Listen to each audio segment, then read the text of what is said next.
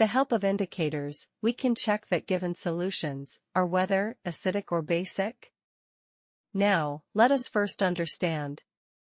What are indicators? Indicators are chemicals that shows whether the given solution is acidic or basic by sudden change of color. There are 4 types of indicators.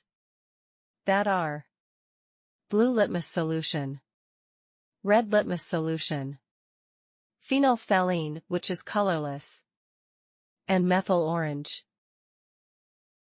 In hydrochloric acid, nitric acid, sulfuric acid, and acetic acid, you will observe that indicators show different color. Blue litmus solution turns red, red little solution remains red.